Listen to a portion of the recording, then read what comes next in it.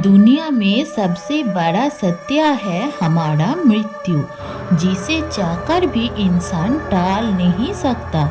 आप भी देखा होगा, हिंदू धर्म में कोई भी इस दुनिया को छोड़कर जाता है तो उनके अंतिम संस्कार के लिए मृत शरीर को जला दिया जाता है। क्या आपको पता है इस मृत आत्मा के साथ क्या क्या होता है, क्या करती है? अगर नहीं जानते हैं तो गरुड़ पुराण में क्या कहा गया है वो मैं बताती हूँ। इसके पहले मेरे डेस्टिनी चैनल पर आप सब जुड़े हो तो सब्सक्राइब करके रखिए।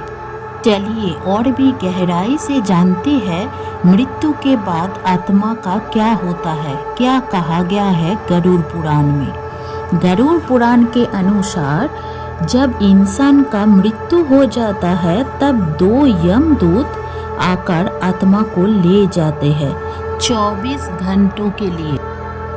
जो पुण्य आत्मा होते हैं, जो व्यक्ति अपने जीवन में अच्छा काम किया है, उन्हें यमदूत शांत और शांतिदायक रूप से दिखाई देते हैं, और जिसने पाप और अधर्म का जीवन जिया है उन्हें यमदूत भयंकर रूप से प्रकट होते हैं, जिनका आंखों में लाल रंग का होता है।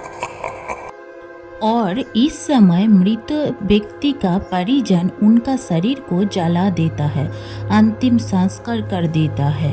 तब तक यमदूत मृत व्यक्ति को लेकर जाती है और उसे अपना जीवन काल में किया हुआ कर्म का हिसाब दिखाता है।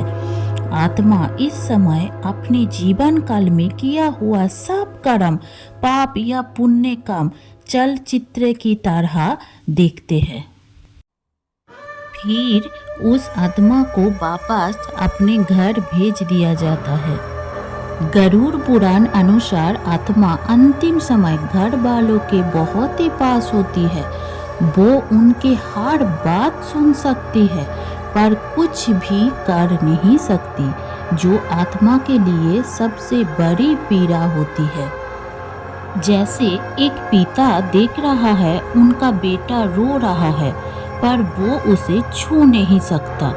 आत्मा सभी परिजनों के पास जाता है, कौन विलाप करता है, कौन दिखावा कर रहा है, सब आत्मा समझ जाता है। पर आत्मा ना किसी को बोल सकता है, ना किसी को छू सकता है। आत्मा अपने बिस्तर के पास जाती है, चिल्लाती है, पर कोई भी आत्मा का आवाज नहीं सुन पाते। गरुड़ पुराण में कहा गया है, जब मृत व्यक्ति के लिए परिजन रोते हैं तब आत्मा भी व्याकुल हो जाती है। वो भी रोती है पर उनके आंसू किसी को नहीं दिखाई देती। आत्मा अपने जीवन के कर्म को याद करके भी पीड़ा से भर जाती है। जब आत्मा अपने घर लौटती है तो सिर्फ अपने परिजनों के दर्शन के लिए नहीं आती है। गरुड़ पुराण अनुसार जब आत्मा अपने घर लौटती है तो उसके पीछे कारण है। कोई व्यक्ति का मृत्यु के बाद जब 10 दिनों तक पिंडदान किया जाता है, वो आत्मा का सूक्ष्म शरीर को रचना करता है। हर दिन का पिंडदान से उसके शरीर का किसी न किसी अंग, इंद्रिय जाकर निर्माण करता है, और फिर 11 और 12वें दिन का पिंडदान से उसे त्वचा और मांस मिलती है। ये सूक्ष्म शरीर कहलाते हैं, जिसके द्वारा आत्मा यमलोक के और इसके बाद आत्मा को फिर यमदूत यमलोक ले जाती है। इस समय आत्मा को 3 अलग अलग मार्ग दिखाई देती है। आत्मा को किस मार्ग पर जाना है इसका विचार होता है आत्मा का द्वारा किया हुआ कर्म के हिसाब से। पहला है देवलोक के यात्रा की मार्ग, और दूसरा होता है पितृलोक की मार्ग, और तीसरा है नरक। अपने पाप और पुण्य का निर्धारित समय पर भोगने से आत्मा का फिर से जन्म होता है या फिर से शरीर मिलता है। इतना ही नहीं, यमलोक के मार्ग पर जीव आत्मा को कहीं पकड़ का बांधा का सामना करना पड़ता है। इसमें एक है बैतरणी नदी।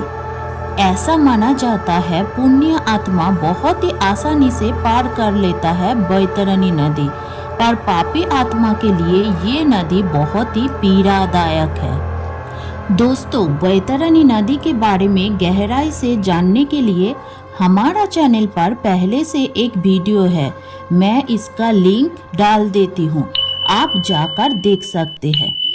चलिए जानते हैं और भी आत्मा के बारे में।